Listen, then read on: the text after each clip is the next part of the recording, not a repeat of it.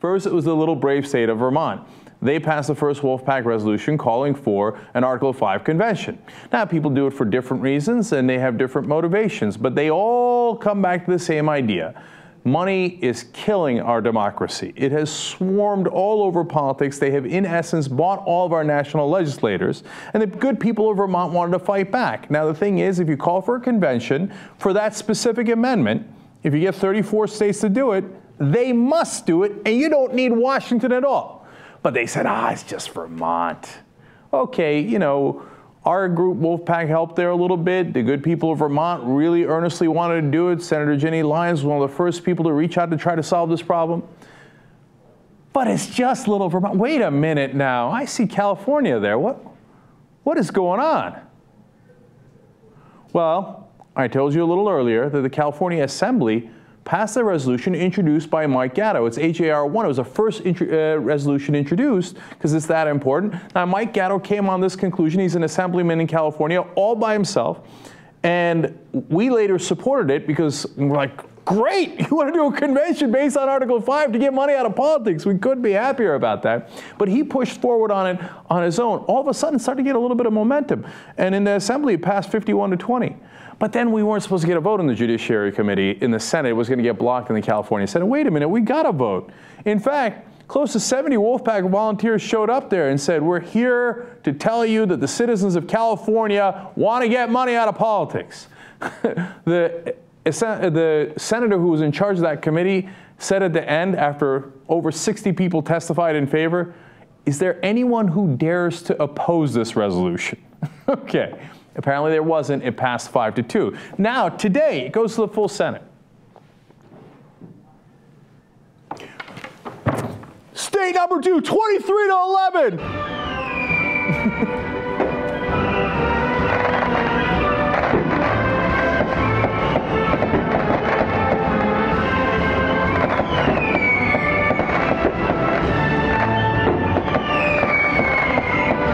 Two down, 32 to go. No.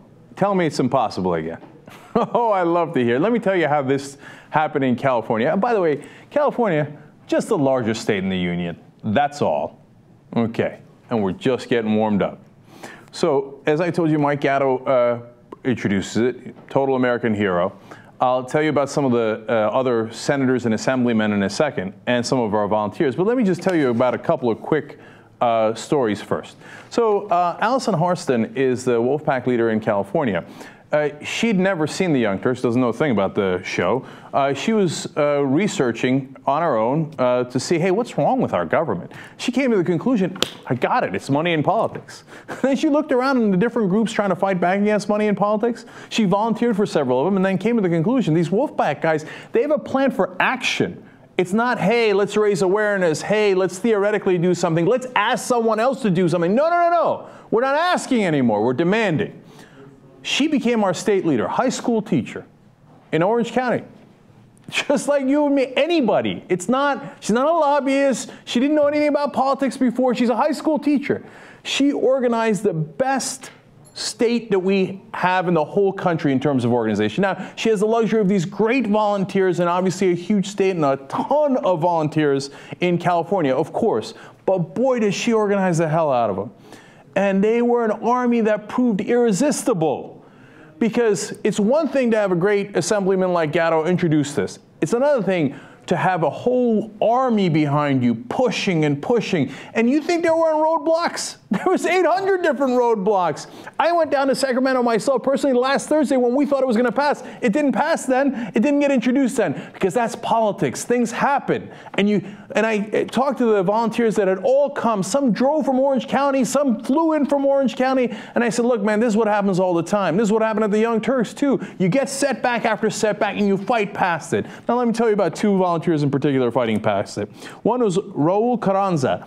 He's got muscular dystrophy, and he decided, along with his nurse, Laura Woodward, you know what? That's not going to hold me down.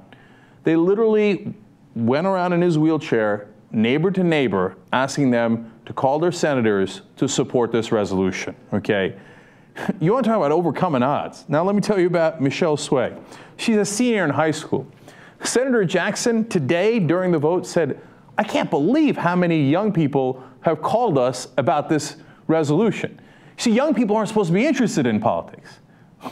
There's a lot of myths we're ready to bust out right now, bust them down. They're not true. It's if you get them to actually see what the real problem is and see that they can do something about it. Well, what happened with Michelle? It's crazy. She's a high school student who's helping us already. She broke her back, having, of course, nothing to do with us. Is that going to keep her down? No, no, no. She's Wolf Pac through and through. She started joining conference calls from her hospital bed. So we're going to get this passed one way or another. If you're not going to break our back, we're going to break your back. Okay? And all these guys in an absolutely heroic fight to get it passed in California. So let me begin the thanks here to the heroes. First, as I mentioned now 8 times, Assemblyman Mike Gatto for coming up with this resolution in the first place on the House side, on the Assembly side in California. He's the one that got the ball rolling. His legislative aide, Taylor Giroux, was incredibly helpful as well. Then on the Senate side, Senator Mark DeSaulnier was the leader on the Senate floor debate. Senator Hannah Beth Jackson was amazing. She was the chair committee on the Judiciary. Senator Ellen Corbett is the majority leader. And also a member on the Committee of the Judiciary. She was fantastic. She spoke out today in favor of this resolution as well. Senator Mark Leno also spoke out today. Senator Bill Moaning was also involved in the fight. Senator Ricardo Lara, Senator Darrell Steinberg, who's the President Pro Tem, and the Speaker of the House and the Chair of the House Committee, also huge. So these people were the next set of founding fathers. Every amendment that goes in the Constitution is part of our guiding document. Everybody who adds an amendment is a founding father and mother. We weren't around during the Revolution, but we can do this. Every generation of Americans has amended the Constitution except us. And it's our turn. And this is critical because right now, all the national politicians pay attention to is donors. But when you get to the state level, people didn't believe me. I saw it with my own eyes. I was skeptical in the beginning. But when you get to the state level, they actually listen to their constituents, to their actual voters. You can say, oh, well, in Vermont, it's such a small state. Of course they're going to listen to their constituents. But in a giant state like California, where they represent so many people, even at the state level, they're not going to listen, are they? Wrong. They do listen. Look at all those American heroes who listened. Wolf Pac leaders, Allison Hartson, obvious American heroes here in our book. She was the state director. Kathy Orlinsky was our regional coordinator. Will Yate, our California organizer. I met with all of them. They all have amazing stories. Will had this great story where he said, I got so mad about this system, and the first time I gave you guys $20, it made me feel so much better. He's like, I felt like, hey, at least I'm doing something. He's like, maybe I should join. Maybe I should make a couple of calls. And then both he and Kathy were critical in the fight to get this passed, and California is on the board now. And a special thanks goes to all of these volunteers and organizers: Alan Bigler, Brandon Collins, Darrell Lawrence, Eric Yao, who was the first person to reach out to Majority Leader Corbett. He's got an amazing story about how he helped to convince her, and she did the right thing. Both, of course, because she wanted to and because she listened, which is great. That's what you're supposed to do. You're supposed to listen to your constituents. Then Jamie Garfield, Jason Williams, Jeff Green, Jim Forbes, Joe Berenz, Larry Baskett, Michelle Sway, the girl I told you about who broke her back but kept fighting anyway, Mitchell Crown, Noah Newmark, Raul Carranza, Laura Woodward, Shane McLeod, Chanel Pittman, and Todd Erickson. These guys and girls were all amazing. And now California, the largest state in the union, is on the board. Now, you think we can't get the other states? Please keep thinking that. I'm begging you to keep thinking that, because we're coming for you.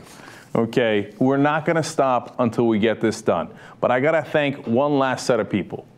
I know it's a little corny, but it's the American people. And I'll tell you why.